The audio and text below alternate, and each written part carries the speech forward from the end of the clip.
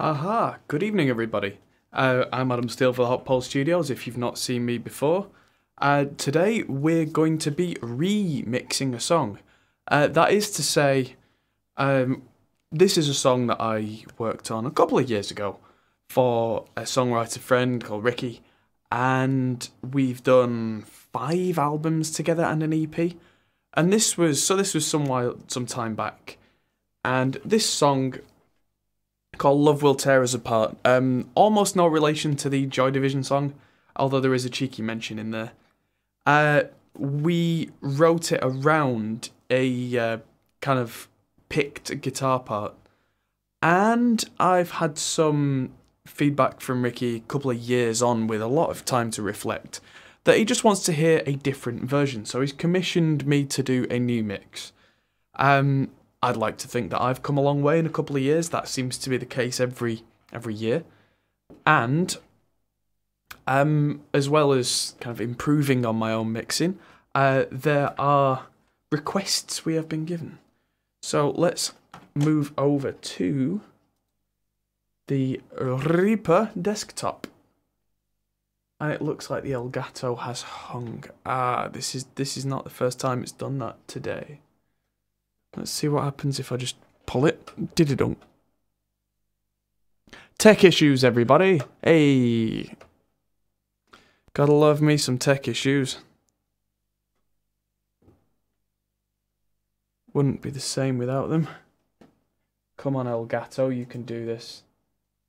Seriously considering now just getting rid of this Elgato and using something else. If anyone's got any suggestions for a better capture card than an Elgato, feel free to shout, because this is just terrible.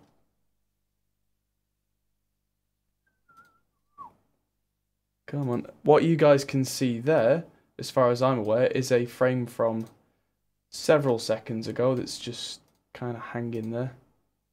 So let's see what happens if I do that. We should start to see my... come on.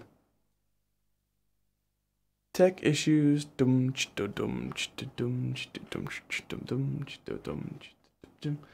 really want to cut the transmission now that we're live. There's 7 people watching me fail miserably.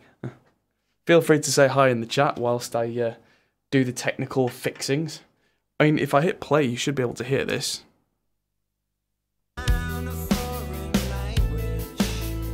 The irony there is the sound you can hear is from the next thing I've got down from the module. I know. Let's try something a bit clever, see if it works. Bear with me a second, ladies and gentlemen. What I'm going to do is I'm going to run XSplit on 2 machines at once. I'm going to add a screen capture of that at 1080, and I'm going to output that on the NDI.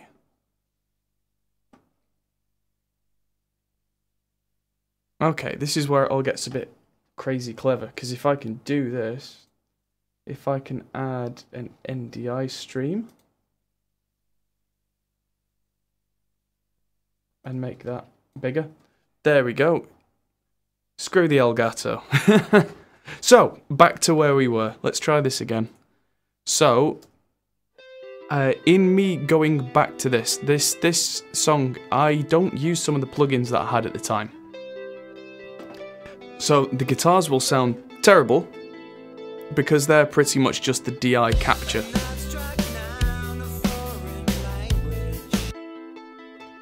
So, if you're wondering why the guitars sound all chorusy, that is on purpose. The guitars originally had a chorus pedal on each side. It's quite subtle. But let's have a look at what Ricky was saying. I'd like the picky guitar that starts the song and plays throughout removed, gone completely. So that's the first thing we're going to do, is we are going to get rid of that. So if I shift and right click, I can see these bits that I've just lit up here. Those are the parts where this guitar happens, because in the rest of it it's not there. So what I'm going to do, this is the quickest way. I don't want to delete things. I'm not a big fan of deleting in a mix like this. I'm going to hit F2 in Reaper, and that comes up with the media item properties. If I hit mute and then hit OK, each one of those parts is now gone completely, because that's now ding ding ding ding ding. So let's have a look back at these notes. So we've got spacey, echoey, lush piano playing the melody with some synths underneath. I'm sure we can accommodate. Making more of a feature of the strange distorted synth that's in the verses by sweeping it left to right, with a shed load of delay with feedback or something. Let's play that part for you now. That's this part, for which Ricky brought his own keyboard in, which had this very odd kind of LFO envelope kind of sound on it.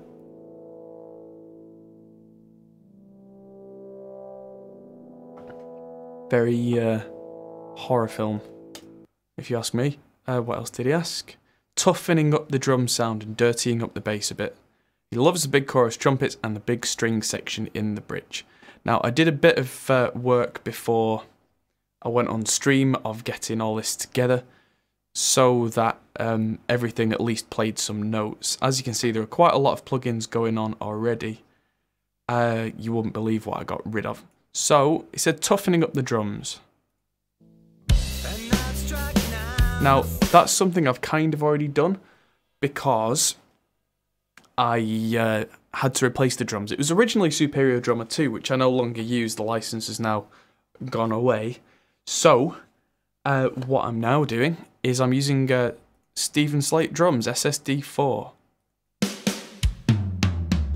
which I used one of the CLA presets, I believe. It's a good place to start. I mean, it's a good choice of drums. I also routed these drums out to all the separate outputs, which, if you're not sure how to do that, I've done an entire video on that. So check that out. I think it's the Reaper DAW 103 is one that I did specifically about multiple output drum routing. So I've got a kick output, a snare output, tom output, hats, overheads, and ambient room mics. And they're all separate outputs. So, I'm not going to be doing this like a tutorial per se, because this is something that I've been commissioned to do, so I need to do this either way, so you may just find that I go quiet here and there. If you've got any questions as I go, by the way, feel free to pop them in the chat, because I'm always happy to answer questions as I go. So I've separated this out into tracks. If you look at the sends, there's a lot already that I have done. A lot of this is what I would do on pretty much any drum mix. So if you look at the kick, snare, hats, toms, overheads, ambient channels, they all have virtual mix rack, which has the same setting on everything. So it's the SSL 4000 series, quite a bit of drive, bit of input and a bit of backed off output, which I have just copy pasted across all of them. Then there's a tape machine, which I believe is the same on them all. The kick I seem to have pushed into the tape machine a bit, just to give it a bit more saturation. I think I might back that off a bit on this drum kit. Yeah, that gives me a more wholesome sound. I think on the kit that I had on there previously, the kick drum was a little bit weak, so in this case I've just pushed it a little bit. It's the 16-track tape machine rather than the 2-track. Oh. Apparently XSplit's trying to tell me it's encountered a problem. However, it seems to be carrying on going, so I'm not going to hit OK because that'll crash it. As long as you guys can still hear me, that's what really counts. Okay. Yeah, seems fine. 30 inch per second, because I like to have that high end, and the tape with the higher headroom, which is the FG9, which is the GP9 tape. And that is again copied across every track. So if then the entire drum bus is run through the same SSL channels as every separate drum channel, but on the mix bus rather than the mix channel.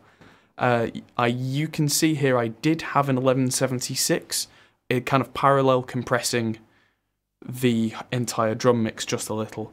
I've gotten rid of that, it's turned off in favour of the new FG Stress, which I've got backed off to about 40%, 4-1, quite a slow attack, relatively fast release.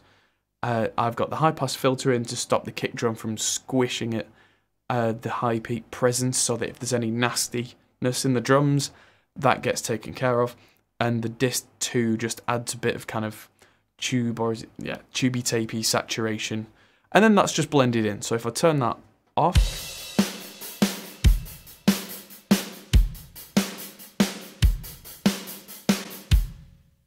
it arguably doesn't sound as good, but that's your ears fooling you, because in a mix context, that's going to make the whole drum kit sit a bit better.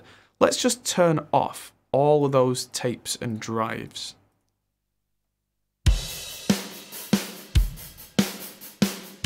And then turn them back on.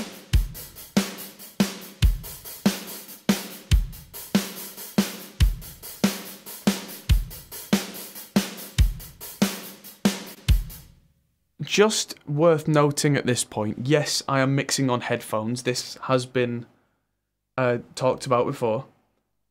But this is something that I have to do when I'm streaming from Studio B, that is to say my home streaming setup.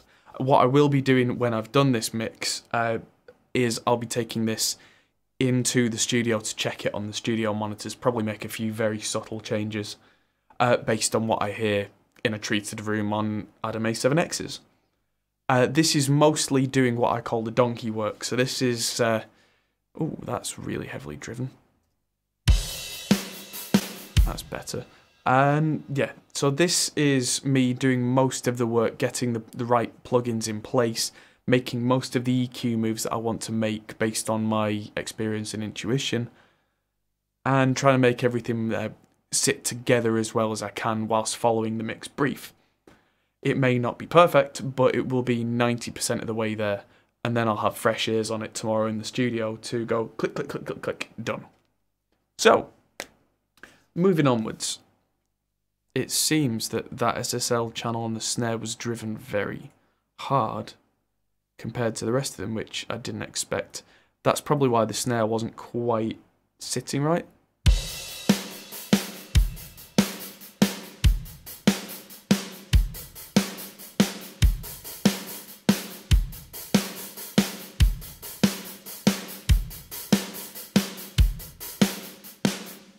Okay, that doesn't sound bad, but that snare, it just needs a bit more crispness to me, so I'm going to add in the Hollywood from the Virtual Tube collection with a little saturation.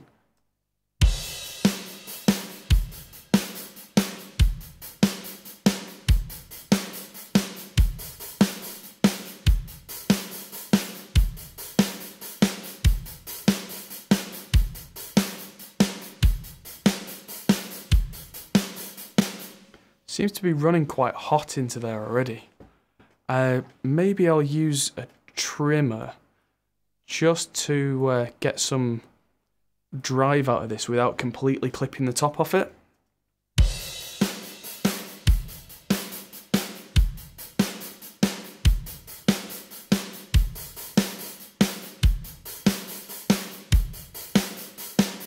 There we go, that's got more of the smack that I'm after. I mean, like, you know, transformer saturation, all that kind of stuff is a wonderful thing, but you can have too much. There's too much of a good thing where you end up just cutting the entire top off a transient and leaving things like snares sounding quite papery and flat. Nobody likes a papery, flat snare sound.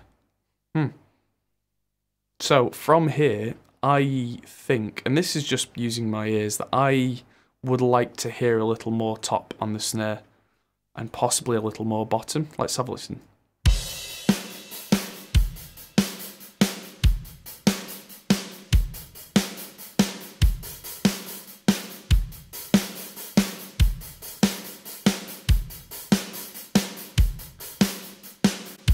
that might be all I need. My intuition, again, tells me don't go too far with this, because it's very easy to end up with a really kind of hyped snare sound, which then back in the mix actually sounds quite weak. The mids are the important thing. I'm just trying to accentuate it to make it sound a little more modern.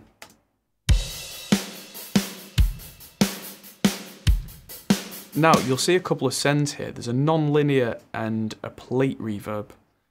And they're currently doing nothing because all my delay and reverb sends are off. I like a paper flat snare sound, he says. Exploding sight. The only good snare is a snare with a t-shirt on it. Context. Context is everything. If you're doing something like a Beatles song, that might work perfectly well. I know that Ringo Starr used towels on his drums quite often in context. For this kind of song, I like a big, punchy drum sound. So in this case, that is not appropriate, I think, for what I'm kind of feeling. There are always exceptions to every rule, and I'm not saying this is how you should mix everything. Certainly not. This is just an insight into my way of thinking. In fact, I quite often find that's the most useful teaching style, is if I tell you why I'm doing something and why I'm thinking that, if you then disagree with me, at least you know why you disagree with me, and you've learnt something even if you wouldn't do what I do. That was always more important to me in teaching than you do this, you do this, you do this. If you're taught I do this because, then you go, oh, okay, well actually I want the opposite, so I'm going to do the opposite, and you get what you wanted. Then that's, to me, a big win, because if you get what you wanted, that's mixing in a nutshell. After many, many parts of refinement and bringing it all together. Anywho.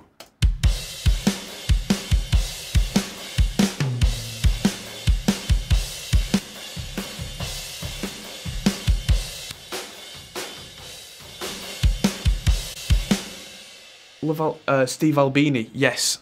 I personally hate Steve Albini's mixes. But I can see why he does a lot of what he does. Yeah, same thing for me. Yeah, he's got his own kind of punk aesthetic, and that's cool. But I really don't like it when people say, oh, well, Steve Albini did this, therefore it's the right thing. No, it was the right thing for Steve Albini on that day.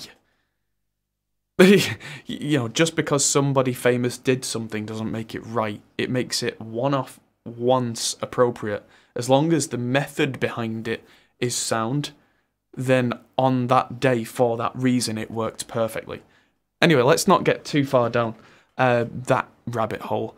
When this song gets to the chorus,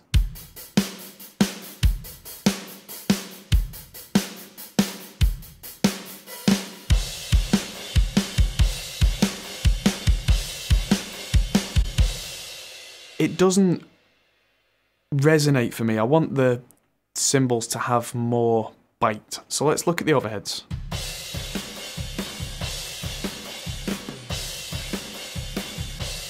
And let's put another copy of Mix Rack in after the tape.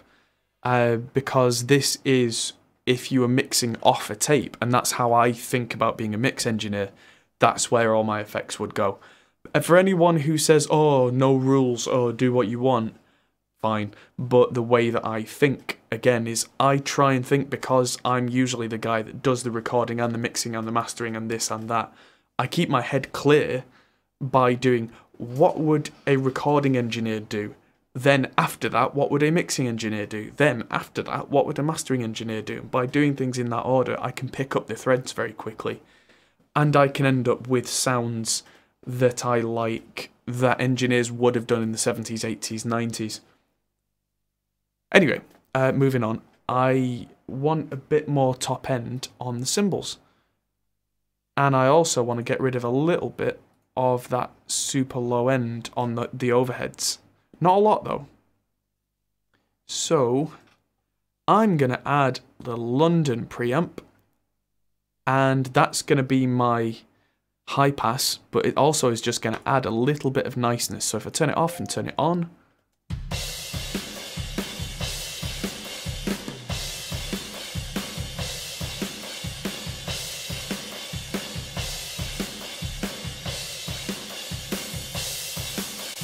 and I just added a little bit of air there on the air EQ in the Everything Bundle.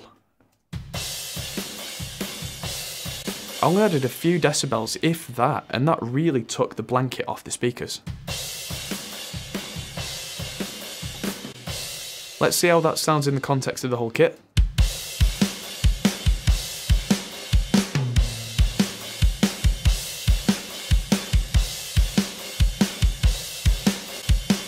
Perfect. That's really brought that out. Someone has just sent me a message on the YouTubes, so I'm just going to quickly check that. Like I say, this isn't a proper tutorial as such.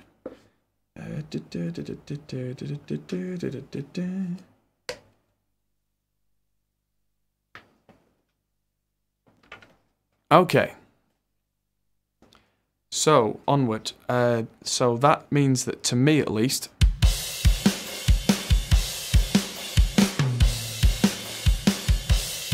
I'm going to take the kick down a bit because it's kind of overpowering everything.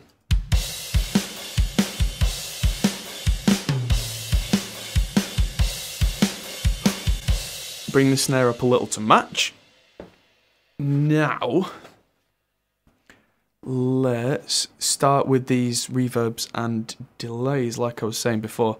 Now, I was using Altiverb at the time.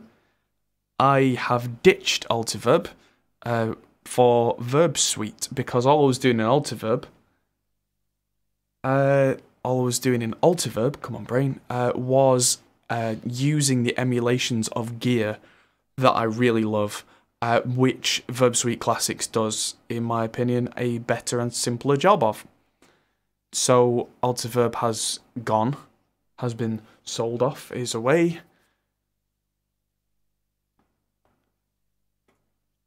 And here is Verb Suite Classics. Now for the plate, I've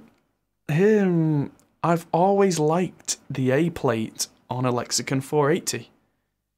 And there's a good reason why Slate have left this as the default sound. I'm probably going to use this, let's be honest. So let's just turn this on. It's got a tape machine after the reverb and a mix rack with that SSL E channel again. So let's just see how this sounds on the snare.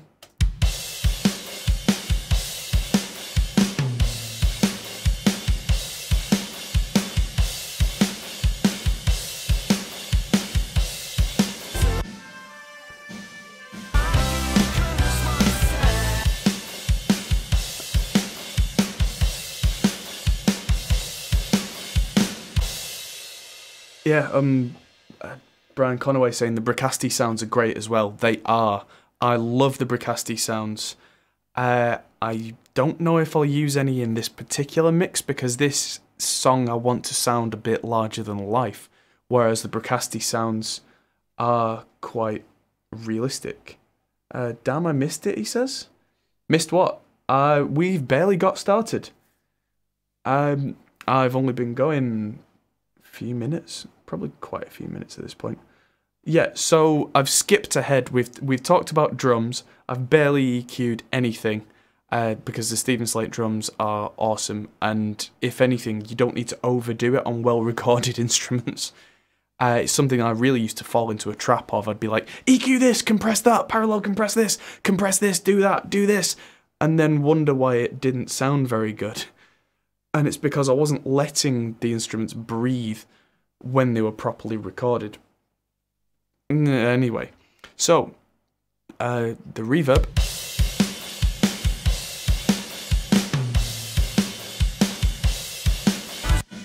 Sounds huge, possibly too huge. So let's go into the mix rack.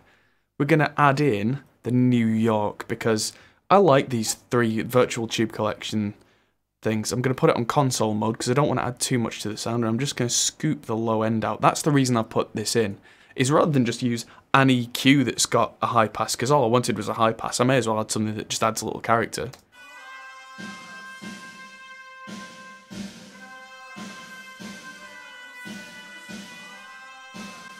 Let's see how this sounds in context.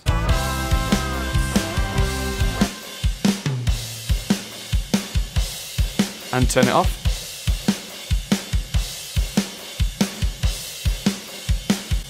And to my ears at least, that just sounds a little bigger, but it doesn't sound like 1983. Now, onto the non-lin channel that I have, which I'm a big fan of the non-linear reverb, which Verb Suite Classics has an emulation of. If you're not aware of non-linear reverb, think mid-80s, think gated reverb style, think that whole kind of, big mid-80s thing. Now, the way that we get that is with the FG16X, which is, if my brain will tell me, the AMS RMX16 reverb unit, which had this preset called non-linear, and it was absolutely revolutionary for its time because, generally speaking, reverbs are fairly linear. You make a sound and they naturally tail off, and we use what's called the RT60 to calculate how long that's going to take. With a non-linear reverb, it kind of goes delay, reverb, non, which means that it can sound big and then be out of the way very quickly, which in a digital unit, especially the early digital units, was just game-changing. So this has the same processing as before. I'm going to dive into the virtual mix rack and take the low end out again with the new yoik. Console mode, take out everything below at 160. And let's just listen to this.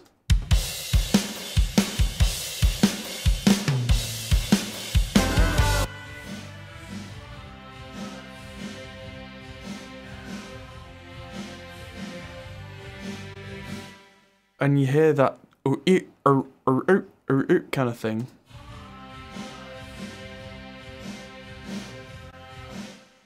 That is the kick and the snare.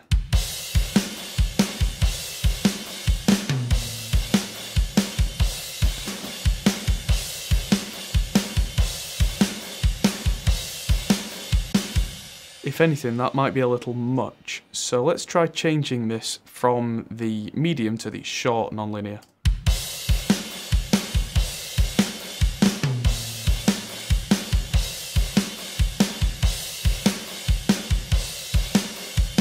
And let's saturate it a lot. Push it. Take more low end out. And that suddenly has made my drums sound a mile wide.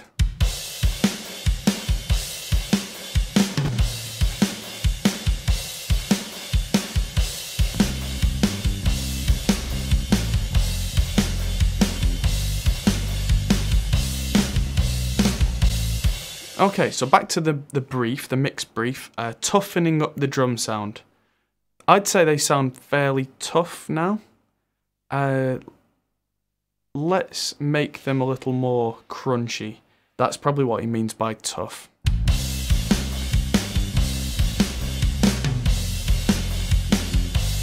Now to make them tough, we're going to try saturating them, see how far we get, and then maybe blend it back in.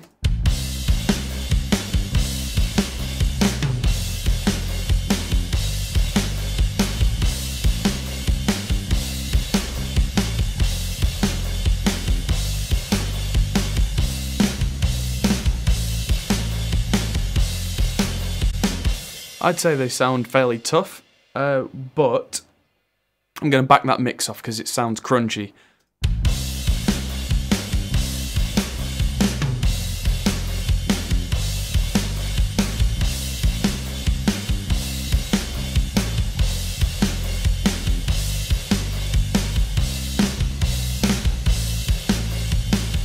Okay, those drums sound fairly tough to me. So one other thing that he said, dirtying up the bass a bit. That's my kind of thing. So on the bass, what we have so far is we have an 1176 driving the bass in a 50-50 mix. And I'm going to make the attack quite attacky because it's 50-50, and that just keeps the bass in check a little bit. And that's going into Amplitude's Ampeg SVT Classic, which I've always found as a head was really quite big and fat and bassy and smooth. There's no cabinet on this right now. There will be in a minute. It just takes a bass from kind of sounding quite anemic to having some big round character to it. Which big and round character is not something that I would complain about generally. But we want to dirty this up a bit, he says. So let's add in the latest version of TSC Audio's BOD, which is the Sans amp. The Sans amp I've used quite a lot before a real amp. Not necessarily to replace the amp, but to give it a gritty sound. So let's use this.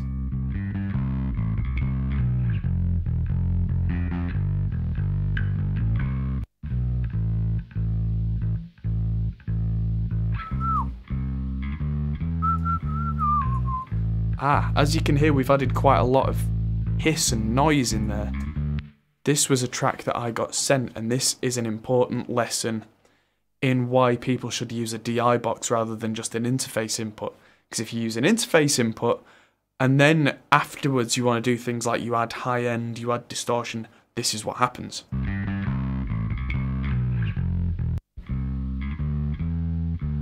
Compared to... So just because you can't hear any hiss and background noise doesn't mean it's not there. I mean, especially with things like bass and guitar when you start adding drive. So hopefully this won't be too bad in the mix. If it is, we'll have to look at an alternative.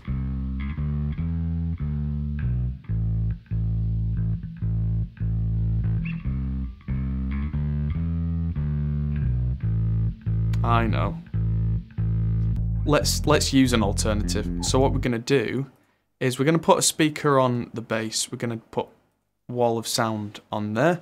My usual go-to. Let's give it a minute to load up because it loads everything from online. Let's look under bass and use the Brit Fridge, which is one of my bass cabinets. Surprise, surprise. Why would I pick that? We know why I picked that. And make sure it's on link mode. Use probably the D112. Move the mic away from the center.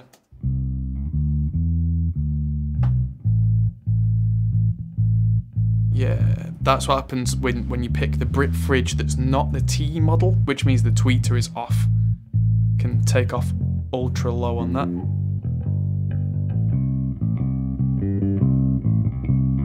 Add some mid-range in there, and that'll be quite a good bottom layer. So I'm going to make a bass grit channel, and I'm going to send the bass, well, less of that to the non-linear because I don't want that to be sounding too big. I'm going to send the bass grit channel to the other channel, pre-effects, which means we'll get the clean DI, and we can put an amp on there.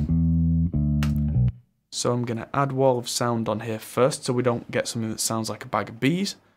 And I'm going to change that out for a 2x12 of mine.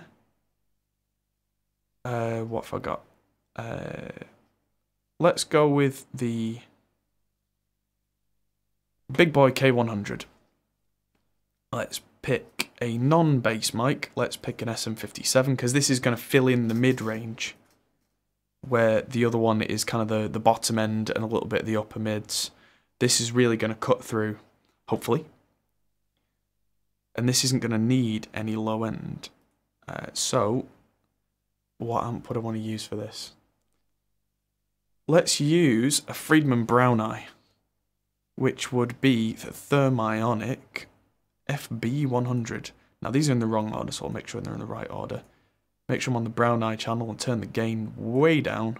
and then just bring it up until it works. These two may be out of phase with each other.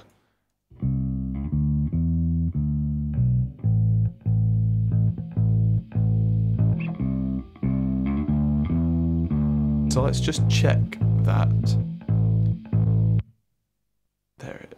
There's my phase button. Yeah, that high-end hiss is kind of an issue. So I'm going to use a Reaper re-EQ. And I'm going to take the bottom end and the top end out after the head.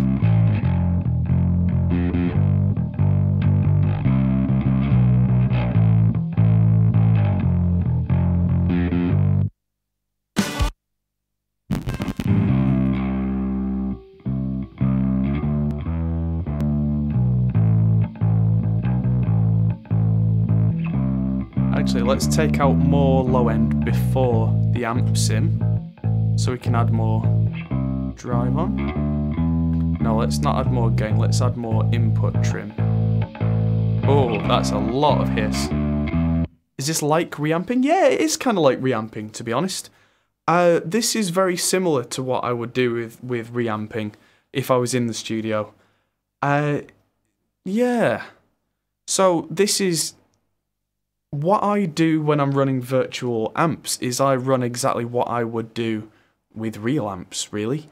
I don't tend to think of them as any different. Of course, I think that real amps do have that sonic edge, but it can be pretty close, and it can be quite time-consuming. And for a mix like this, which is kind of a low-budget, let's see what happens, rather than a kind of, you know, career-defining album, that extra percentage may not be worth it.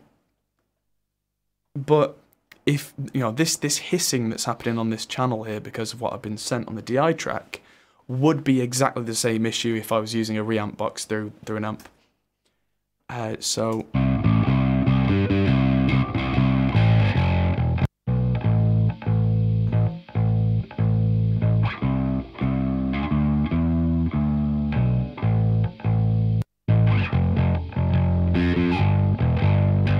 let's see what this sounds like in context with the drums.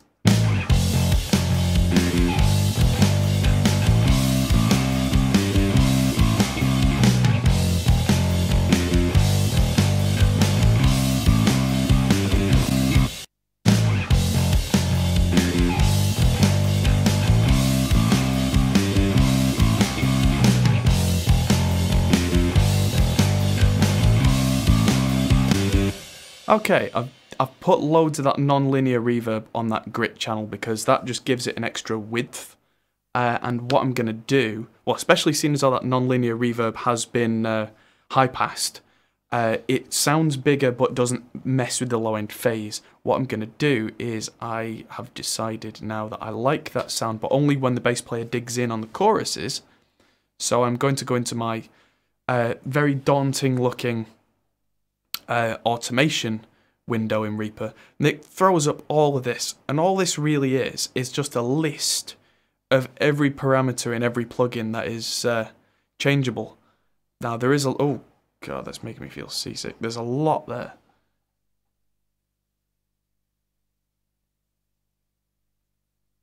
Is this actually coming up? How big is the delay on this? That must be a serious delay there.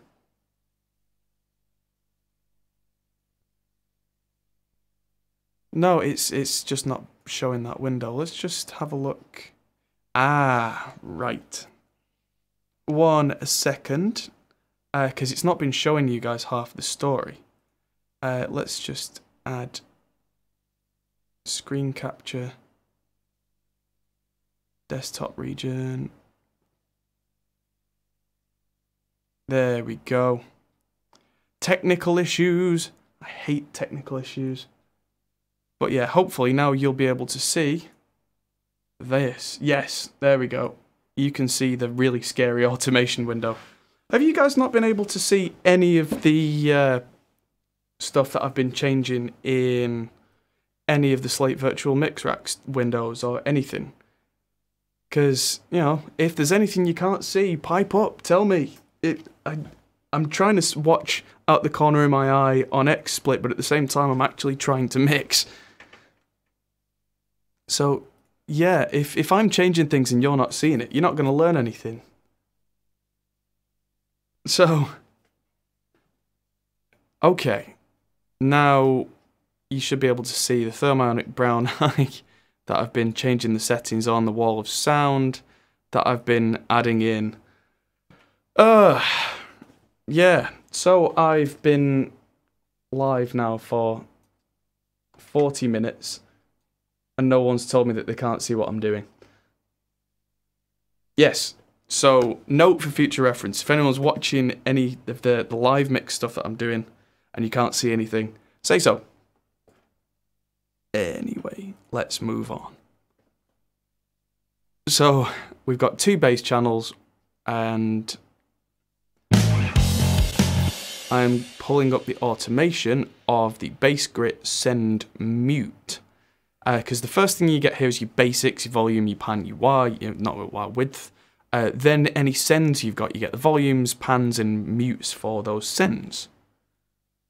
So, what I'm going to do is this, that's the start of that chorus, so I'm going to drag the mute down for that, and I'm going to do the same for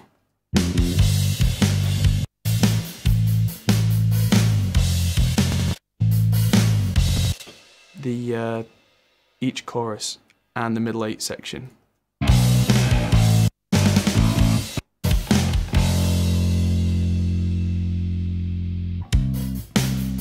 There we go.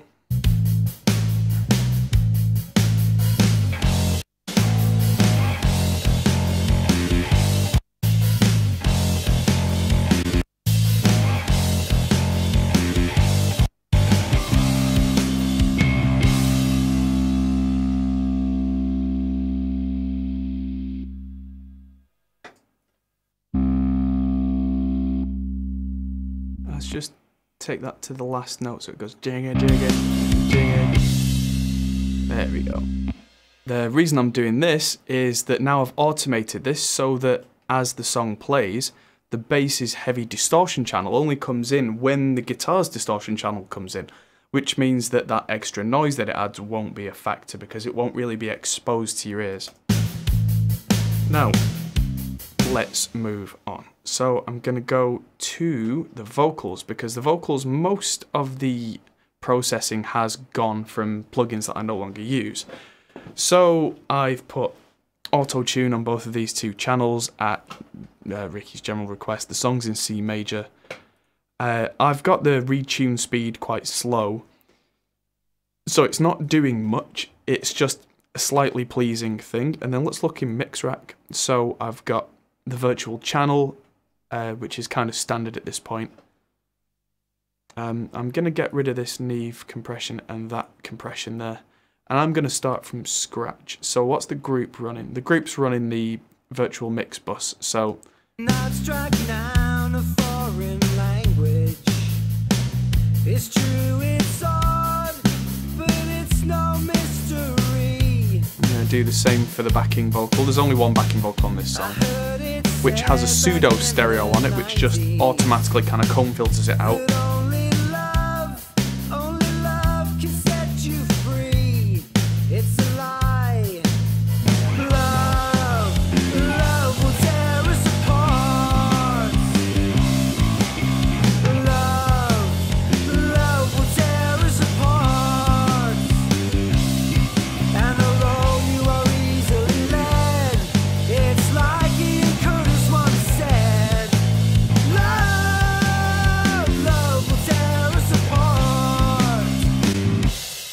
Cool, I'm just going to get rid of the automation on the vocal group because I don't need it anymore. That should bring the level up by a few dB. Down a foreign language. It's true, it's odd. So that's the vocal completely uncompressed, which I quite like, which is a great start. So let's compress the hell out of it. Let's stick the Hollywood channel on there, give it a little bit of saturation. use the high pass here. An abstract noun, a foreign language. And this is where I can slam it to the wall in FG stress. So I'm going to take the... I don't need to high pass actually because I've got one there. I am, however, going to use this little button, which just takes any nastiness out of the vocal in the compression sidechain. So if you really burst on it, it doesn't just duck and make the vocals sound really quiet. I'm going to add the dist 2 button, which is something I like on vocals. And then I'm going to hold shift and I'm going to change the input and the output until I'm getting some reasonable compression. I'm doing it by ear as well as by eye. An abstract noun, a foreign language. It's true, it's odd, but it's no mystery. An abstract noun, a foreign language. There we go. It's true, it's odd, but it's no mystery. So I heard it said back in the 90s more input. that only love, More compression. only love can set you free. It's a lie. Love will tear us apart. Love will tear us apart. And although you are easily led, it's like Ian Curtis once said, love will tear us apart. Perfect. So I like the sound of medium compression with a fast attack and fast release. I used to be a big fan of the 1176 until I used distressors. They just do a thing that I like, which means during the verse you should see maybe 6 dB of reduction. During the chorus it'll hit 10, and then the big belty notes start to get into the red there. Do I always use the Brit E setting? No, I don't. I use them all. Song dependent. For me, the Brit G is the one that I like the least because for me it does the least. I find that the Brit G is quite brittle sounding. If I'm going for a punchy poppy kind of sound, I tend to use the E. If I'm going for a warmer rock sound, I tend to use the Brit N. If I need drums to be punchy, I use the USA A. Don't use the Trident much, just don't like the sound of it. Never liked the sound of real Trident desks either. It's just a personal preference. And the RC Tube I used to use quite a lot on vocals, but now that the Virtual Tube collection's out, I have a much more refined palette of 3 to choose from. So in that case, that's what I go for. Hope that's answered that question. Now this vocal sits fairly well. I probably want a bit of air on there now. The mids in it sound like they fit really nicely, so I probably will use the airy Q because I don't want to touch the mids really. An abstract noun, a foreign language. It's true, it's odd, but it's no mystery. Sounds great. I heard it said Now let's just back in the 90s that only love can set you free. It's a lie. Love will tear us apart. Love, it's true, it's odd, but... Okay, so it seems we have a send that I already automated in the previous mix that just sends a little bit vocal to a delay channel, so I'll come back to that. The delay mono isn't doing anything, so that can go. The send to the non-linear. Ooh. Love will tear us apart.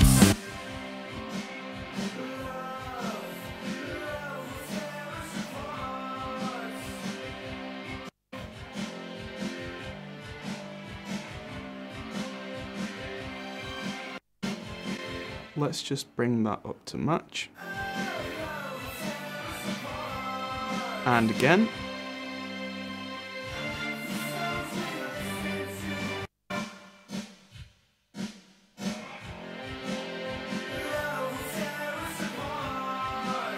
Okay, something I've become a big fan of recently is automating things like reverbs so that there's a lot less of it on verses. So let's listen. How much reverb is on this?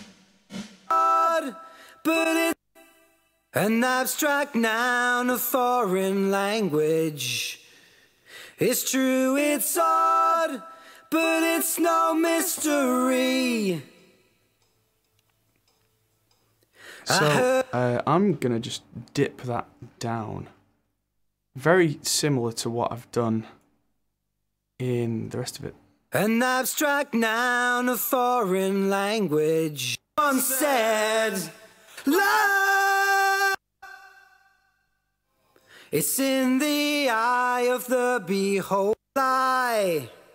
Love will tear us apart. There we go. One of my favourite things in the more modern versions of Reaper there is if I'm dragging something around on an automation, it gives me guidelines which I can use to match up to other sections so I don't have to guess about what level I was at any point. Very handy addition. Thank you to the guys at Reaper. Was there another? Yeah, there's another section. Those happy smiles and optimism. The truth. Love will take. Alright.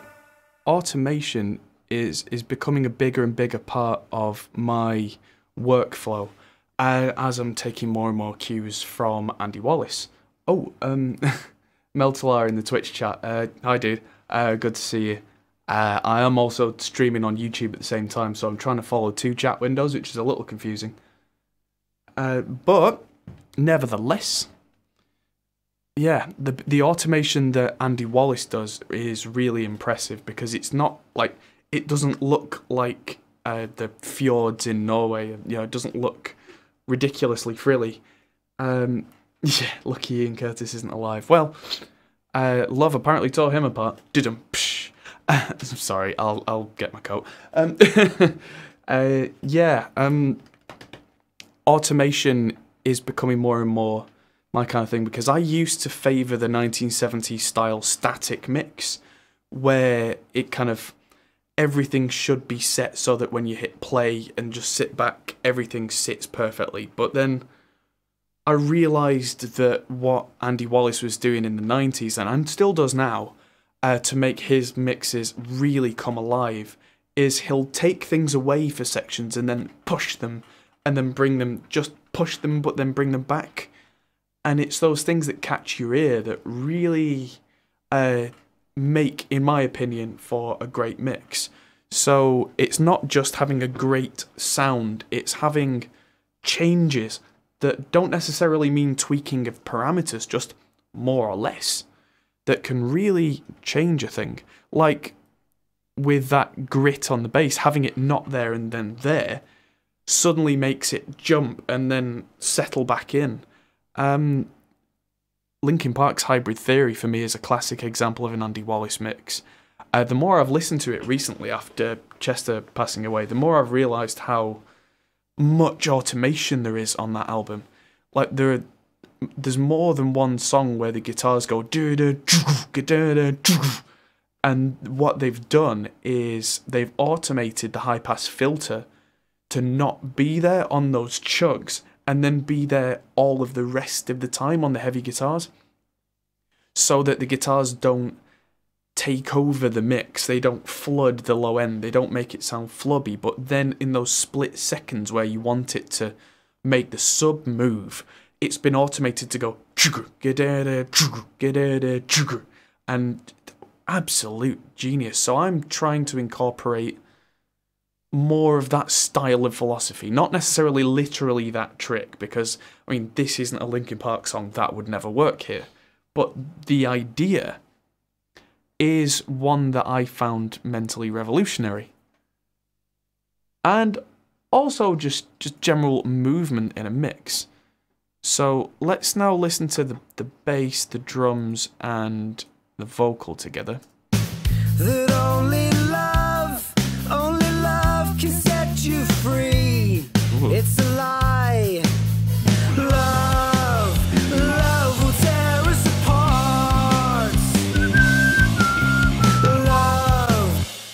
so let's bring in the keyboard group at this point. Let's have a look at the virtual mix rack on that. That's just a mix bus to add some saturation-y, gritty stuff, but not a lot. And the strings we'll look at first, which is something that happens in the chorus. I'm using the cinematic strings set there with a relatively fast attack. And I have an EQ that takes out a lot of stuff in the vocal range, a bit in the low end, because I always find that cinematic strings or anything like that, no matter how well arranged they are in a rock or a pop song mix, they eat the low end and they absolutely take over the mid frequencies. So what I've done is take them away with just a stock EQ, and that sounds like this. Love will tear us apart. Love will tear us apart. And although you are easily led, it's like Ian Curtis once said. Love will tear us apart. It's in the love will tear us apart. Now, it seems, looking at, because a lot of this I'm picking up the pieces of an older mix that I did a couple of years ago and trying to work out why I did things. The production work of Horst Muller. Not a name I'm familiar with. I'll show you all my Facebook. Horst Muller? Dr. Horst Muller? Horst Muller.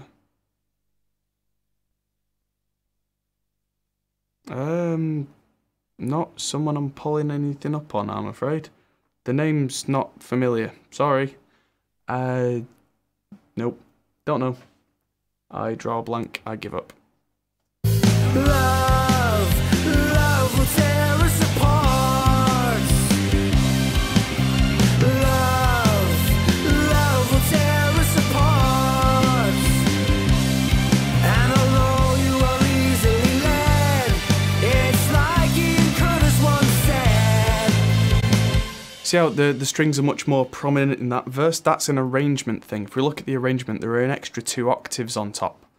And then there's a key switch for the middle 8 to become... The songs we listen to are all riddled with lies. A comfort blanket that we perpetuate.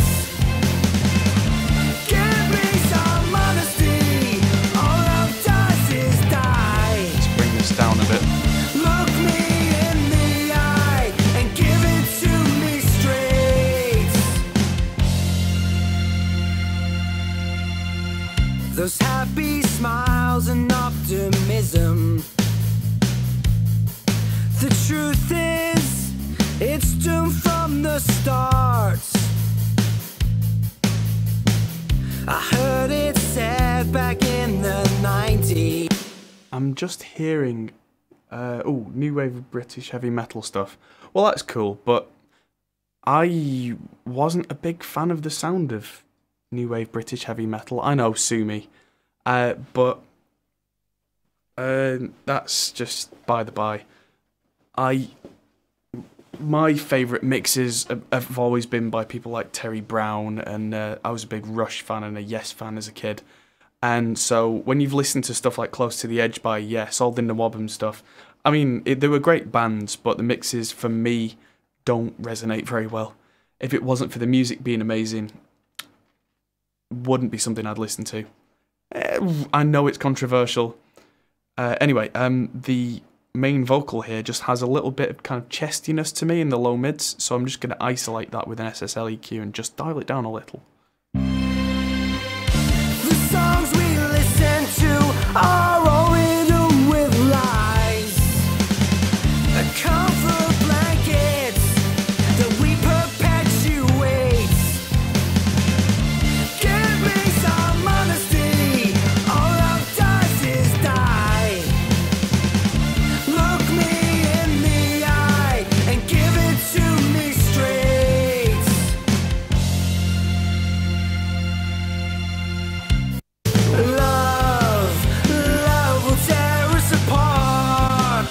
Right, so that sits quite nicely now. You are easily led. May as well put a gun to your head. Love, love will tear us apart.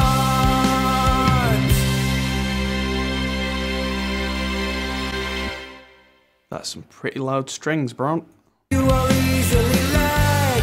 May as well put a gun to your head. Love, love will tear us apart. If anything, the vocals and those strings are now taking over from the drums. So, as a younger engineer, I would have been tempted to push the vocals and the keys up. As a slightly more experienced engineer, I'm going to turn those two down rather than turn the drums up. You are easily led. May as well put a gun to your head. Love, love will tear us apart. You are easily led. May as well put a gun to your head. Love, love will tear us apart. You are easily led. May as well put a gun to your head. Love, love perpetuates. I heard it said back in the 90s. Tear us apart. I think I need to dip a little bit of mids out of that bass grit as well. Tear us apart. Love, Maybe. love will tear us apart. And although you are easily led, it's like you could have once said. That's a point. None of my bass has been compressed. Let's get them into a group and lightly compress it. Let's not compress the living daylights out of it, but that would be using another virtual mix rack, using this time the FG401 in circuit 2, 3 to 1 as not to absolutely marmalize it, and just get to the loudest part of the bass, just get a few dB ticked off. If it's too quiet, use the makeup gain to bring that back. Love, love will tear us apart. And although you are easily led, it's like you could have once said. Love, love will tear us apart. The songs we listen to, the tear-stained face and sobbing moan. Cool, I'm going to make this a little neater. I'm going to close the drums and bass folders. I'm going to put that guide bass right at the end because that's not being used anymore. Which means that the bass group and guitar group right there look nice and neat in 2 tracks, and I can always open those folders again. I've started working in folders a lot in Reaper. I find it very, very quick. Where it's a trick I found in Cubase SX3 back in the day, and foldering didn't quite work right then, but the idea was there, where it passes the sound up through the folder to be dealt with nice and neatly. It means that I can have a nice clear brain space. Anyway, let's get these trumpets in, because part of the mix brief there was love the big chorus, trumpets, and big string section. So let's go to the biggest trumpet section there is, because we recorded real trumpets for this. Love, love, love will tear us apart. Love, love will tear us apart. And although you are easily led, it's like you could have once said. Let's make sure these come through a bit better, because they're kind of sat at the back of the mix right now. So they are on a bus, but let's get rid of the mix bus. Let's just start again.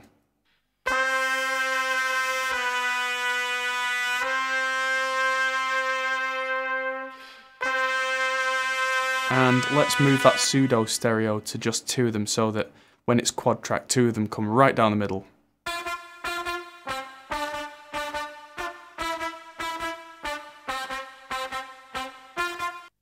Let's really bring these out. So the first thing I want to do is get some life on them. I'm going to use the Hollywood and really saturate them.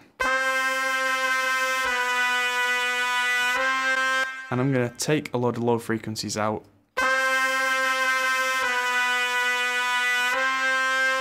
Down, down, down, down.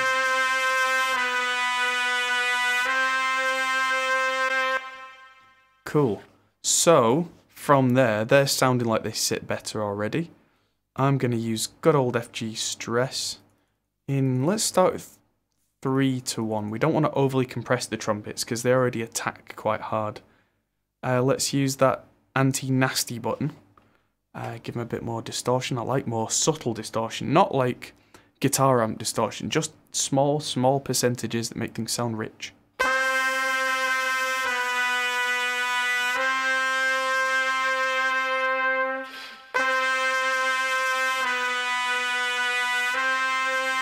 Make sure they're going to an absolute ton of reverb.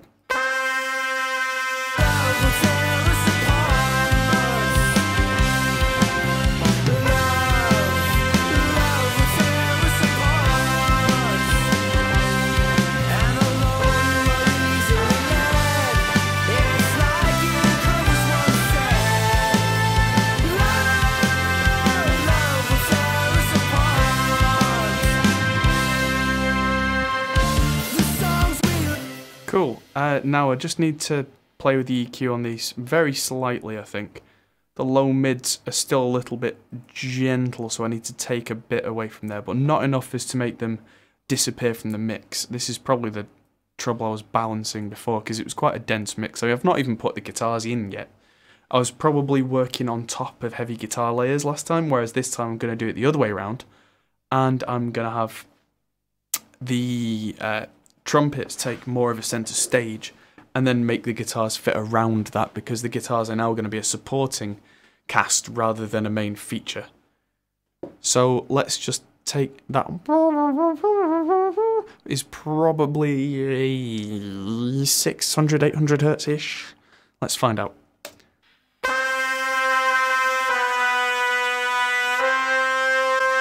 Now the dial says 500. On SSLs I know that it's usually a little higher than it says, so aha!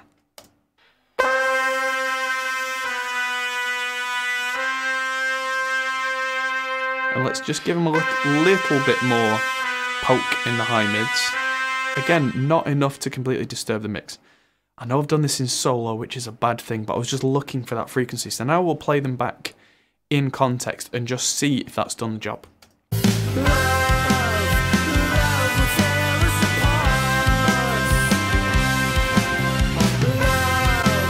Those trumpets are now loud and proud, which means... Let's just...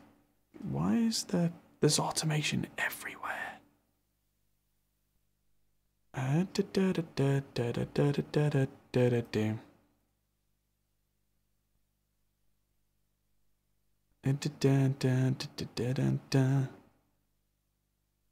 Show envelope in its own lane, clear the envelope, and take that down to -6, I guess.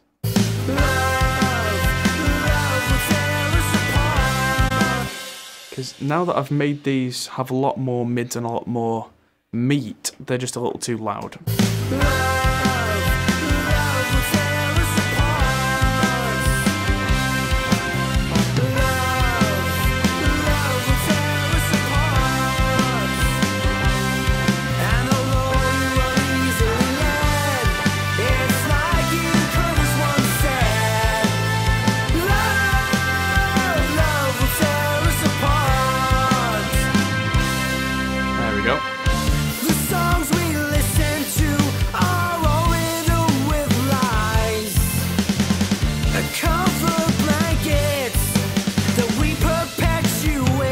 Take some more low end out the vocal.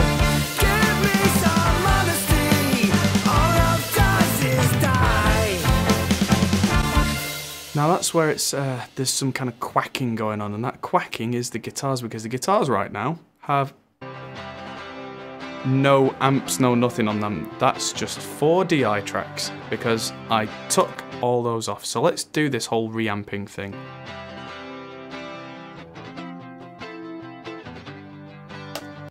So these were originally supposed to be quite clean. I'm going to give them a bit more grit. I think I'm going to start with a Friedman Brown Eye on one of them, but not with much gain on the Brown Eye channel. Oh! Oh yeah, of course it sounds terrible. I've not put a cab on it. Idiot. Wall of sound. I'm going to stick with my own cabs because I would be silly not to. And I'm going to go for a 212. I'm going to untick the online box. I'm going to use G12H in the open back version of the Studio Pro. I'm going to use the SM7B quite a way off center.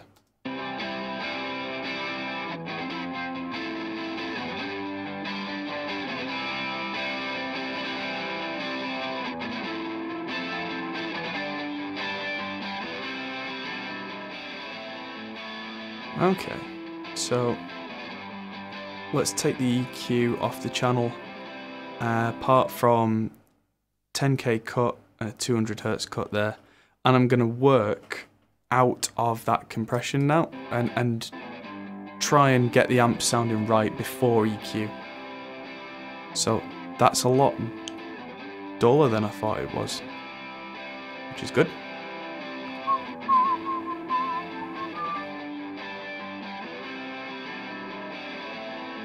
So this whole automation hell can go. Clear the envelope, yes. And then copy this over to the other amp, other channel.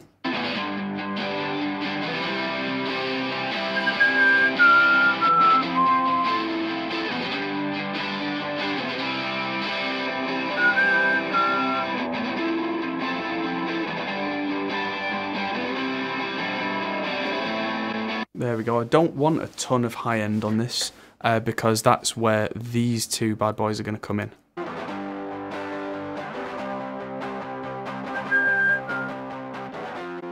Now these, let's use a different amp on these. This was recorded using a Tube Screamer before the DI, but it was one of Keeley's Red Dirts, which you could really push quite hard. So I'm going to use a JCM 800 on this because it's got quite a kind of a natural mid-scoop.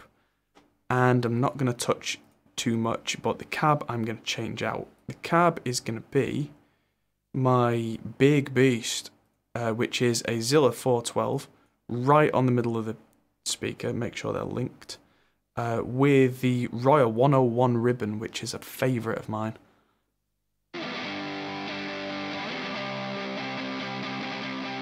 Sounds great without changing anything. 12 o'clock for everything, JCM 800, yes please. Let's see how these sound together.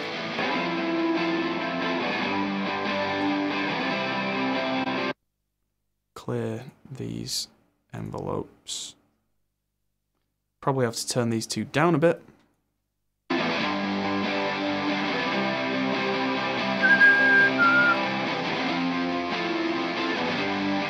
But yeah, you can hear the chug chug. Any advice on EQing low-tuned guitars in a metal context? First thing is you don't need as much low end as you thought you did. That's advice number one. That's something I come back to all the time. When you solo heavy guitars, they don't need as much low end as you thought they did. Because if the bass is tuned and EQ'd right, that will fill that bottom end out. Again, going with the whole Andy Wallace thing, if there's a real like chug moment that you want that low end, automate your high pass off for that little section to bring that in, but generally speaking, you don't need it. It's eating up all your low end. So I use whatever high pass suits me on the day.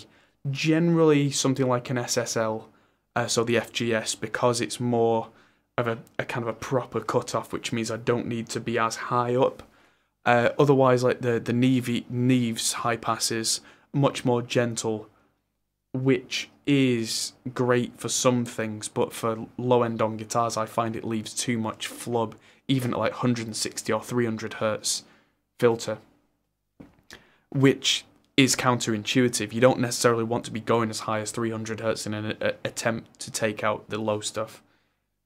I like to keep as much of that kind of 200 plus hertz region as I can and only get rid of the super low stuff. Also, I like to have mics on the cab that have a fullness to them in the low mid range, which means that I'm not having to do too much to the mids, because the mids, if they sound beefy, mean that you don't need as much low end again because the guitars sound huge.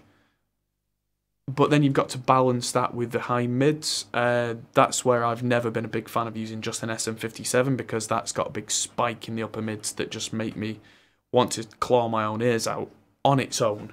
So most of the EQ should come from cab choice, mic placement. Beyond that, you should be looking at subtleties, subtle things.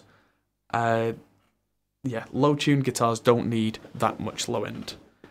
Something I'll look at another day, because I am going to be doing, if I get some time over Christmas, some Christmas mix tutorials, doing stuff like this, but with even older mixes of heavier bands, and seeing what we can get. Anyway. Those two guitars there, the Wall of Sound.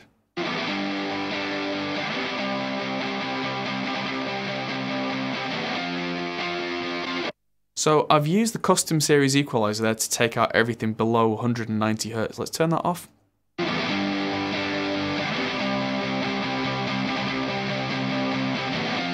Sounds pretty majestic. That's a Telecaster, would you believe? But that's because it's going through a pretty high gain tube screamer, which is, I know, not very usual for high gain sounds. But if I turn the high pass on, that low end's not there, but it still sounds like it's got teeth. If I bring the bass in with it,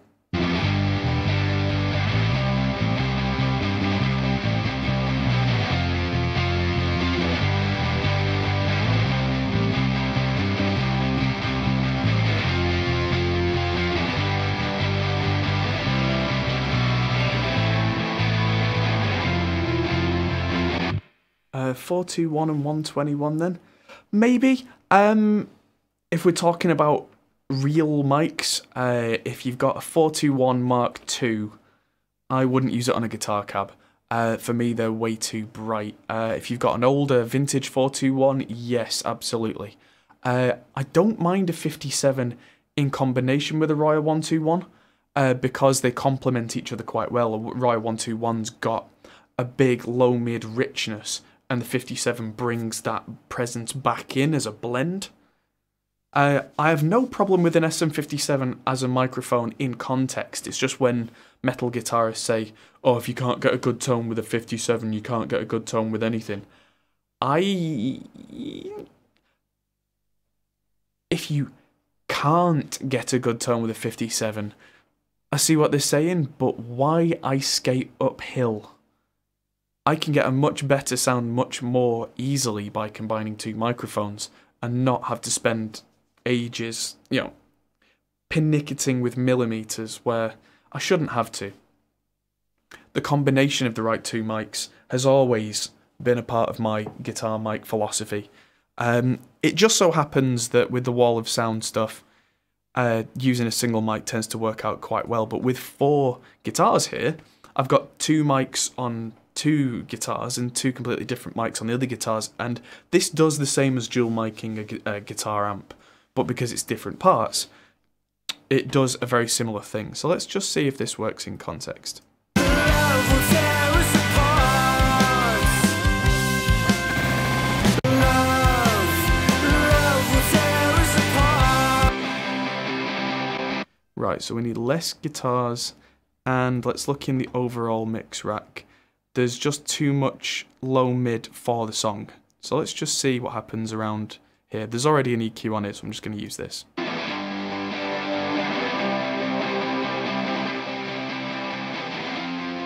And just take a couple of decibels out.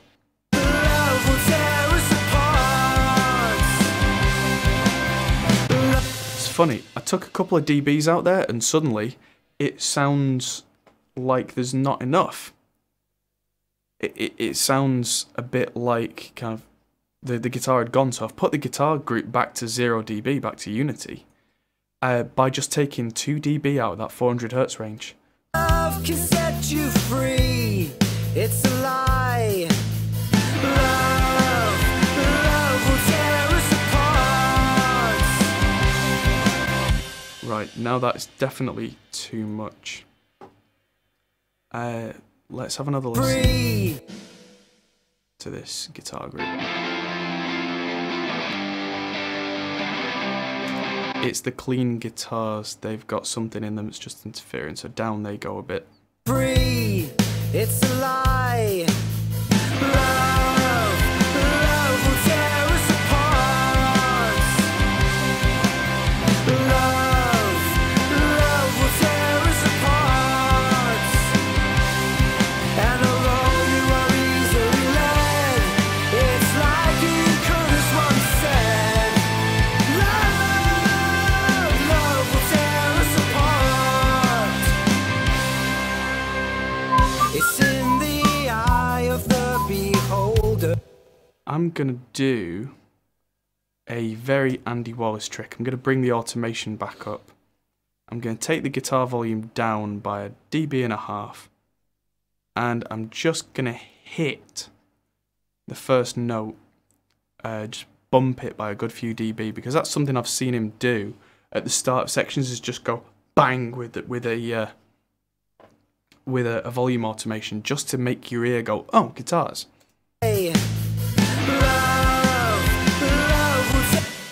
I'll just play that again. Just watch that little bump, or at least maybe don't. Close your eyes and listen to this. Love can set you free. It's a lie. Love will tear us apart. How about that? The guitar sounds like it comes in all ferocious and then sits in the mix. So I've covered both problems of wanting the guitar to catch the ear and not get in the way of the mix. It's something that I know Andy Wallace does a lot on things like big crash hits that come into a section, or a big rhythm part like that. Section changes, go bang, and then it's gone again. So I'm going to do that again for the second section. I can see where it goes bang, so I'm just going to zoom out, use Reaper's tool to see that I'm pushing it by the same amount. It's a lie. Now, you'll hear that volume bump, I'll hear that volume bump because we know it's there, but nobody else will hear that. If you listen to Andy Wallace mixes all day long, you'll start to hear those, but only because I've told you about them, and only because you now know to listen for them. Before then, you would have just thought they sounded good. And that's, to me, the biggest thing about successful mix engineers. Let's just do the same on that first hit at the middle 8. The songs we listen to are all rhythm with lies. Love. And one more time there, because when the guitars come in, it sounds a bit limp. But in the rest of the chorus, it doesn't.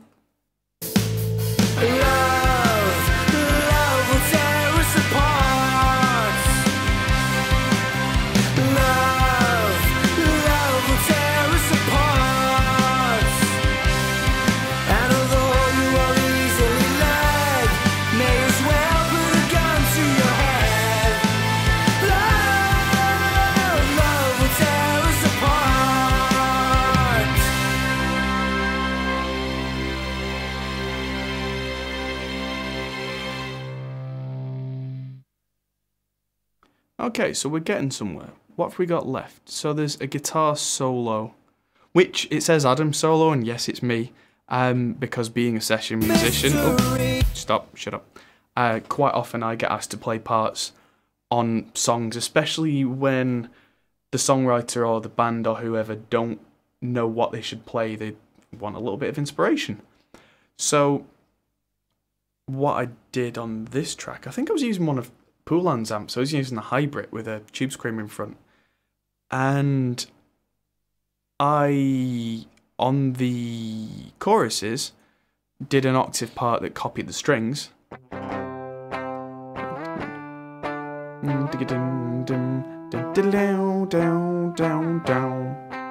And then in a verse, I was doing a kind of Final Fantasy style.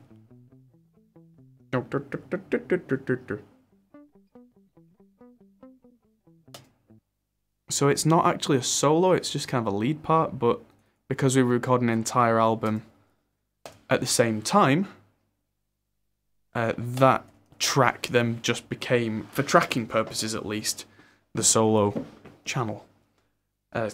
Technically bad naming convention, but it is what it is. So let's build an amp sound. Let's not use an 808 this time. Let's just go straight for the hairy brown eye. The HBE. Why you no change?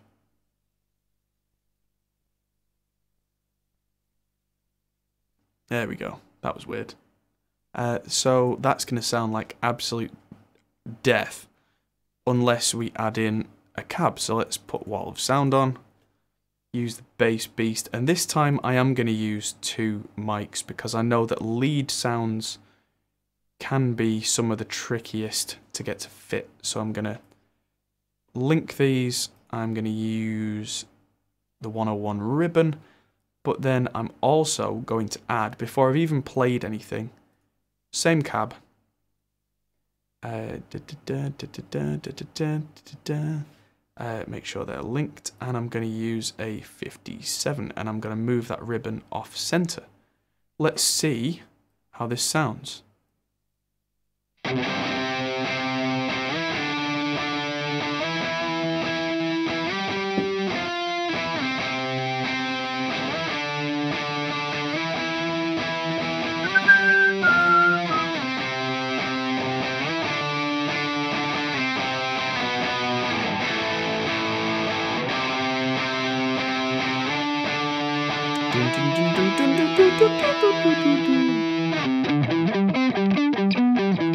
Oh, I love the Thermionic FB100. Let's hear that in context with the rest of the guitars.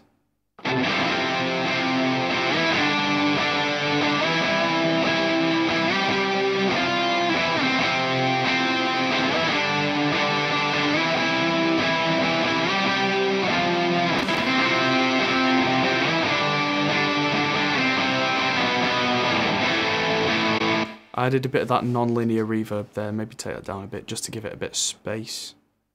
And I'm going to copy that pseudo stereo over, maybe turn the percentage down quite a bit. And that might just give it a bit more space because I'm aware that the main vocal and the kick and snare are down that center line as well. And with this not being an actual solo, I want to just take it away because it happens in the same space time-wise as the vocal. It's not arrangement-wise ideal.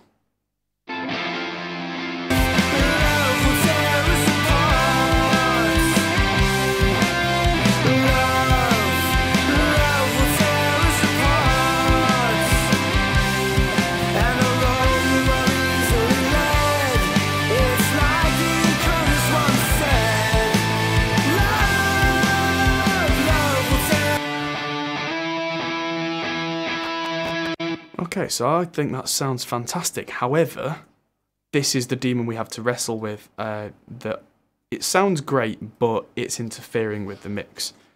So it's time to sculpt. What I've got to do, let's bring in FGS. Take out all that low-end mud.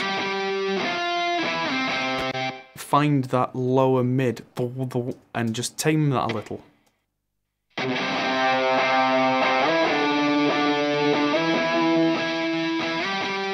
There we go. 2.5 decibels. Let's see what that's done. It probably vanishes from the mix now, I'll bet you.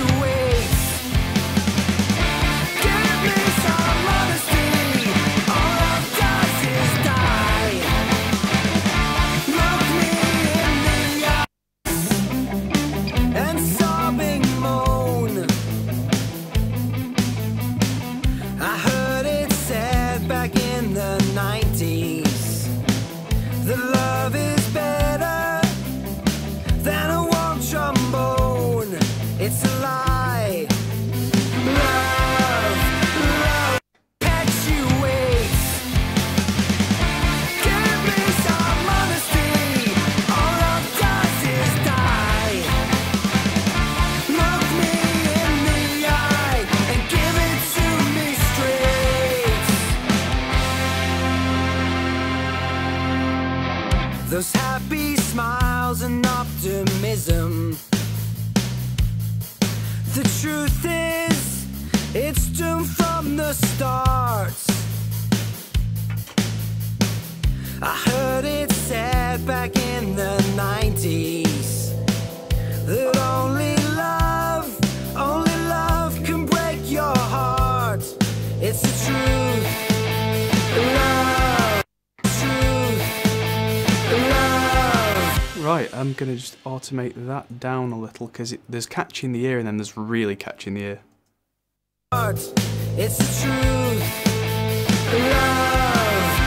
Love will tear us apart.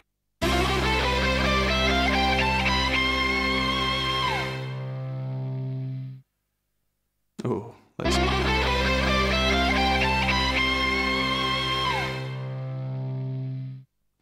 That appears to be one of these.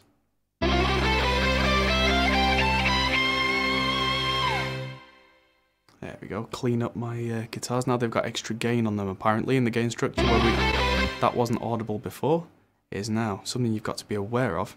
Let's just hide the mix window for a minute.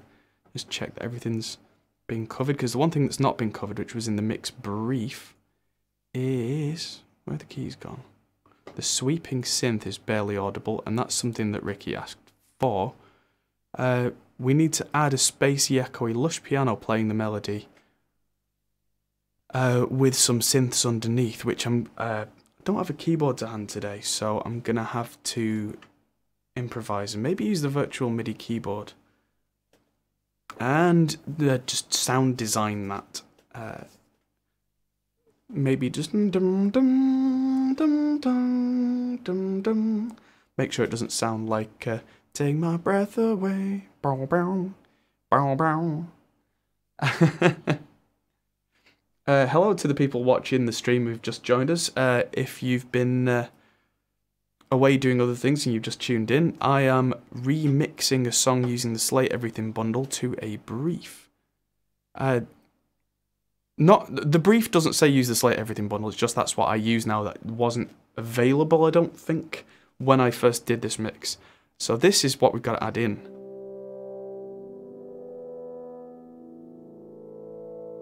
And I have to say that this is actually quite an interesting sound that I didn't give it that credit initially.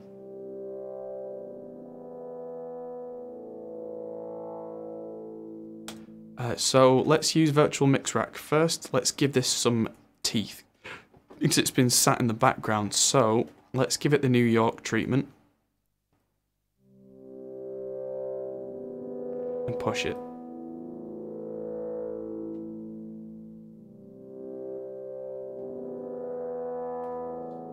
There we go, that really brings it to the fore.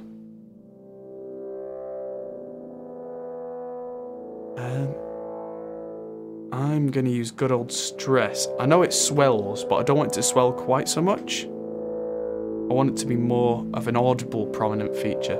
So let's just press all the buttons. There we go.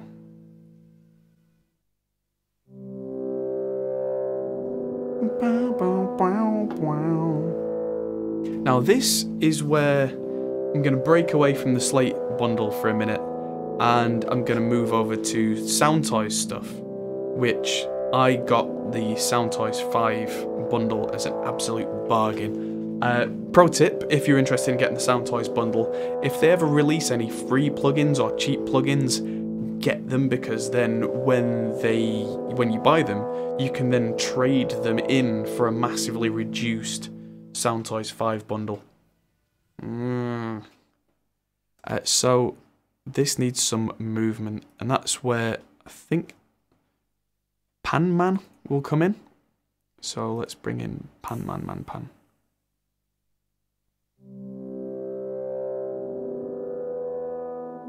Ugh. I want it to go both ways. Very smooth.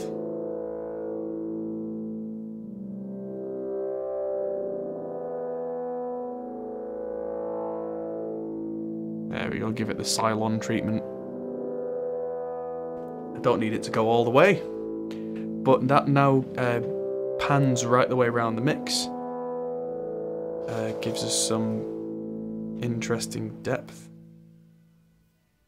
Let's just go back to virtual mix rack and just take out some ultra low end just to be sure, and also this a low mid thing here that's a bit too much and will just clog the mix up.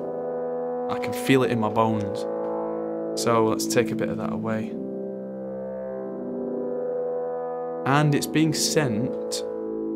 No, it's not being sent. He asked for a crazy delay with some feedback. Now I've got 2 delayed channels which currently aren't being used. Let's just make sure that there's nothing being sent to that delay apart from the sweep synth. It's already got a tape and a mix rack on it, so let's add in my favourite delay, which is not the one that Slate provide. I'm not a big fan of it. Don't quite know why. Just got a gut feeling. Sorry, bad joke. I like bad puns. You can probably tell. And let's put in the Echo Boy. There it is. Echo Boy. Echo, echo, echo, echo. Bam, bam, bam, bam, bam, bam. Let's get that.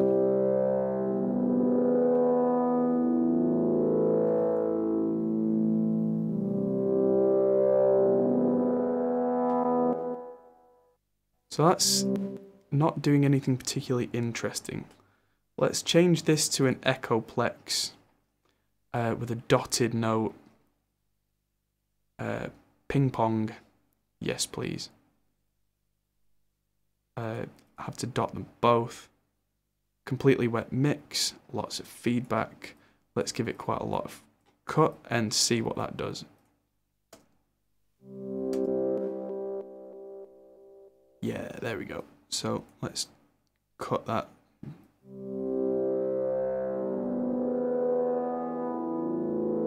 Make sure the width is on full because that does a bit of clever wideningness.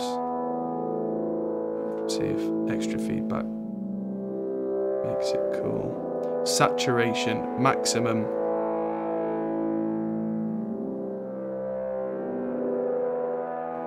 Now we're starting to get into 1950s sound design territory, and that whole John Carpenter horror film thing.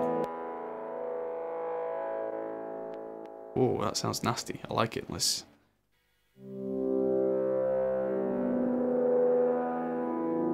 Oh yeah, that's the intro to the song. An abstract noun, a foreign language. It's true, Take it down a it's little. hard, but it's no mystery. I heard it said back in the 90s that only love can set you free. It's a lie. Love will tear us apart. Love will tear us apart.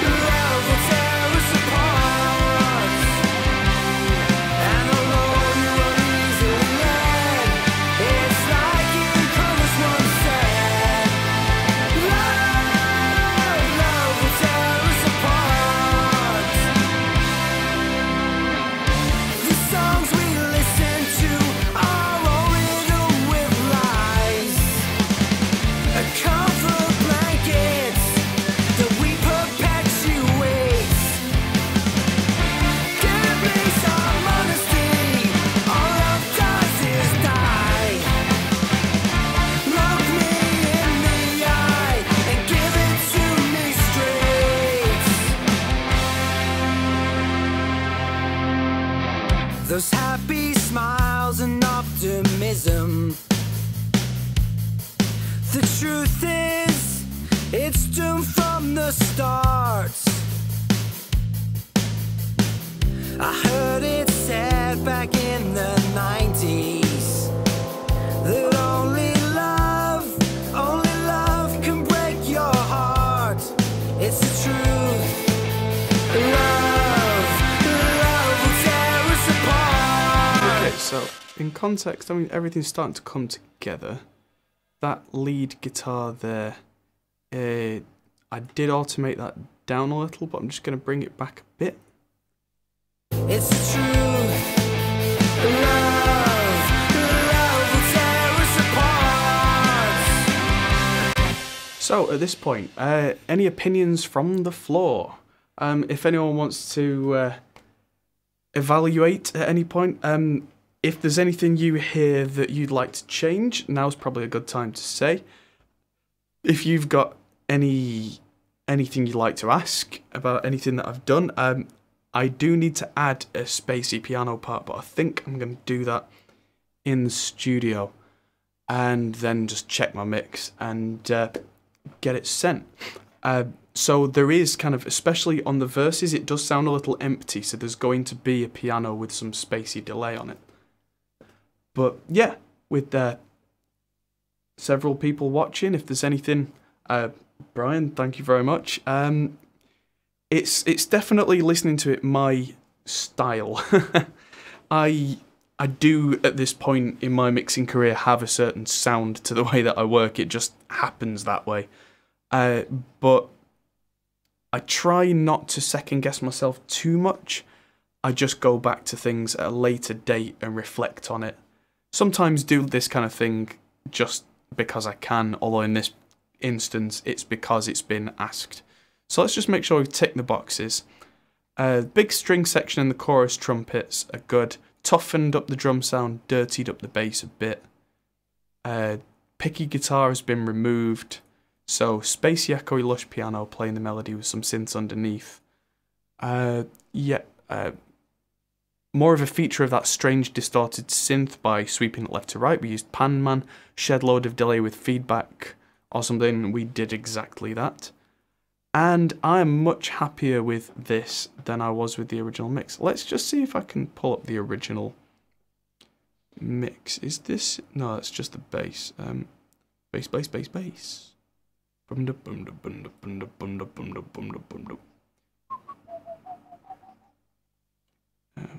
Where are we?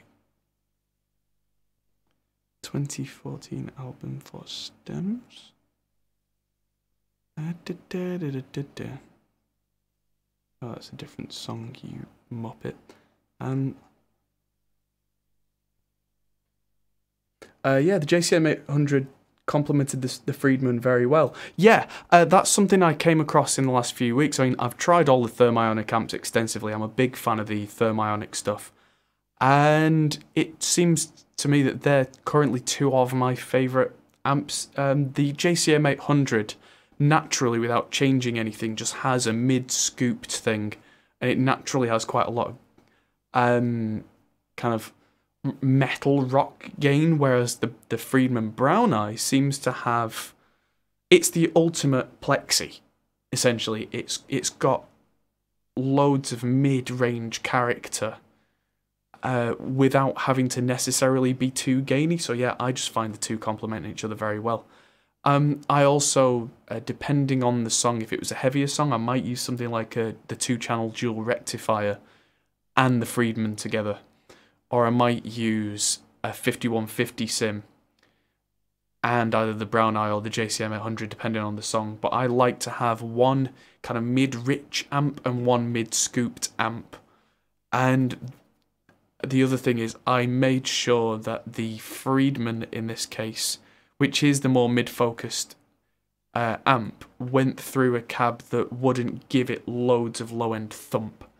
It was, and with a G12H creamback, which is quite a kind of warm, rich speaker, where the JCM 800, which is the typical metal sound, went through a 4x12 with vintage 30s in it, which naturally gives you that big kind of loudness curve thing.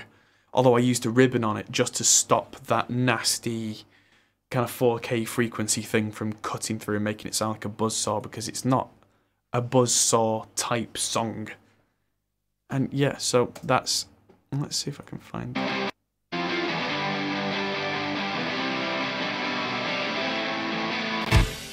Yeah, I really try now to go for complementing amps, complementing speakers, complementing microphones. It's something that I've been doing as long as I've been able to afford to have more than one amp, and I'm able to afford to have more than one microphone. And so they don't even have to be good amps or good microphones. Quite often I've found that a blend of an awful sounding amp in the right context with a good sounding amp can fill in a hole. You know, some songs, especially faster songs where it's more aggressive, you probably want to stick with one amp and one setup. But if it's a big lush song, or it's a slower song where you've got kind of space to fill it out, that complementing style tends to work very well for me and for a lot of other engineers and mix engineers. I was gonna do something else there, but my brain has let me down. I think that's as much as I'm gonna get through tonight. It's nearly midnight here, and that's 2.5, 3 hours of mixing, as well as talking you through it as I do it. So before my brain falls out of my right ear, that is me for the evening. So I hope you guys learnt something, and you're always welcome. Oh, the guitars were recorded using a Keeley modded tube screamer. Only those distorted ones were. If I turn the amps off completely, this is the DI channel.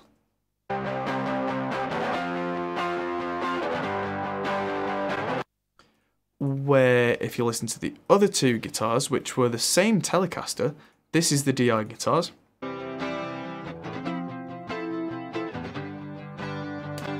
Just using a Boss chorus, and that's it. So technically still buffered before the DI, but with pedals, if a guitarist has pedals in mind, I don't mind committing to them, as long as, you know, performance is right, guitar's in tune, yada yada yada. Also, something that I've found, if you're going to use something like a tube screamer, using a real tube screamer before the DI works better than using a tube screamer after a reamp box, because a reamp box has a potential to add things like background noise, where doing it in person at the time tends, for me at least, to work more efficiently. I mean, yes, people use a tube screamer to kick an amp to make it more boosted. In that case, I just boost the level of the reamp with a tube screamer on it, and that simulates the same thing. But yeah, for a long time, I really recommended the Keeley Red Dirt. The Red Dirt is not a modded tube screamer per se. It's a completely redesigned tube screamer made by Keeley, which, in my opinion, is even better. I mean, the idea is the same. They call it the Red Dirt Overdrive. So they designed a tube screamer circuit from scratch. They designed their own version of what a TS-808 should have been from the beginning, but of course when it was designed in the 70s, Ibanez didn't know any better, which I think is quite understandable. But now, it can be redesigned by someone like Robert Keeley to be much lower noise and still retain all the aggression and all that kind of stuff. But yeah, you don't necessarily have to use a tube screamer in front of, a 5150 or a high gain amp of any kind. It can just be used as an overdrive, which is what I've done in this case. Anyway, yeah, that is about all I have time for this evening. So thank you everybody for watching. Yeah, real tube screamer in front of an amp sim does, yeah. Absolutely, I found that it works better than a tube screamer in front of the sim. A sim tube screamer, a real one, does work better, I think. And for the money that a tube screamer costs, if you can't afford the full range one, get a TS Mini, because they're the dog's danglies. They're pretty cool. I went and got myself an 808 by Boo Instruments, which is essentially just, it's an 808 clone. And it does the same job for me now that I had a mad moment and sold the red dirt by Keelia, but don't know why I did that, but hey. So that is everything that I can do. Thanks for watching, guys, and I'll see you in the next video, which will be tomorrow. There's another viewers' comments coming out, and then I'm going to be streaming Saturday gaming with Mickey. We're going to be doing Two Can Play That Game, and then on Sunday I'm going to be doing another stream where I'm going to be mixing a theme song that I did for a Twitch streamer called Bengineering, where last week I wrote his theme song, which is very kind of power metal, early 90s Saturday morning cartoon theme kind of thing. But I dedicated the session to writing and tracking, and now we're going to mix it and then send it over to him and see what his reaction is on Sunday. So it's going to be a busy week on the channel. Thanks for watching, and I'll see you guys in the next video. The app's probably going to crash now, but yeah. Adam Steele out. Cheers.